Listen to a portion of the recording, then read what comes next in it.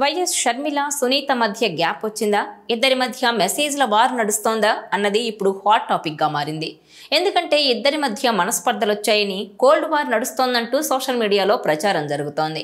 ఈ ఇద్దరు అక్కా చెల్లెళ్ళు ఎన్నికలకు ముందు అవినాష్, జగన్ తో పాటు వైసీపీపై తీవ్ర స్థాయిలో విమర్శలు గుప్పించారు. అవినాష్ను అరెస్టు చేయాలని, అలాగే వైసీపీని ఇంటికి పంపించాలని కూడా నినాదాలు చేశారు. ఇప్పటికీ ఆ దిశగా పోరాడుతూనే ఉన్నారు సునీత. ఇటీవలే మళ్లీ కోర్టుకు కూడా వెళ్లారు. 6 నెలల్లోగా సిబిఐ విచారణ పూర్తి చేసేలా ఆదేశాలు ఇవ్వాలంటూ తెలంగాణ హైకోర్టును ఆశ్రయించారు వైఎస్ సునీత. 2019 ఎన్నికలకు ముందు మాజీ మంత్రి వివేక హత్య జరిగినప్పటి నుంచి న్యాయ పోరాటం చేస్తూనే ఉన్నారామె. తనపై వచ్చిన విమర్శలను కూడా ఎదుర్కొంటూ కోర్టుల చుట్టూ తిరుగుతున్నారు. ఇక 2019 ఎన్నికల్లో వైసీపీ గెలిచి జగన్ సీఎం అవడంతో ఈ కేసులో నిజానిజాలు బయటకొస్తాయని, దోషులకు శిక్ష పడుతుందని ఆశించారు సునీత. కానీ అవేవీ జరగలేదు. ఇక 2024 ఎన్నికల సమయంలో సునీత, జగన్ సోదరి పిసిసి చీఫ్ షర్మిల మళ్లీ ఇదే అంశాన్ని ఎత్తుకున్నారు. వివేకాను చంపిన వారిని జగన్ కాపాడుతున్నారంటూ అక్కా చెల్లెళ్ళిద్దరూ రాష్ట్ర వ్యాప్తంగా ప్రచారం చేశారు. అవినాష్కు వ్యతిరేకంగా భారీ స్థాయిలోనే గళమెత్తారు. ఎక్కడికక్కడ సెంటిమెంట్ను సృష్టించి వైసీపీ ఓటమికి కారణంగా కూడా మారారు. అయితే సర్కారు మారింది. 8 నెలలు గడిచిపోయాయి. కానీ ఫలితం లేదు.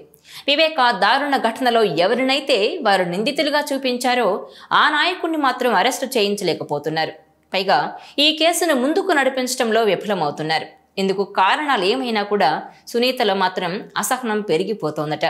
ఏళ్లు గడుస్తున్నా వైఎస్ కుటుంబంలోని కీలక వ్యక్తికి న్యాయం జరగడం లేదని ఆవేదన వ్యక్తం చేస్తున్నారట సునీత.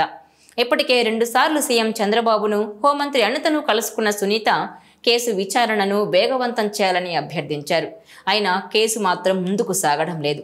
ఈ విషయంలో గతంలో జోరుగా ప్రచారం చేసిన షర్మిల ఆ తర్వాత సైలెంట్ అయ్యారు. 8 నెలలుగా వివేక పేరును కూడా ఆమె ప్రస్తావించడం లేదు.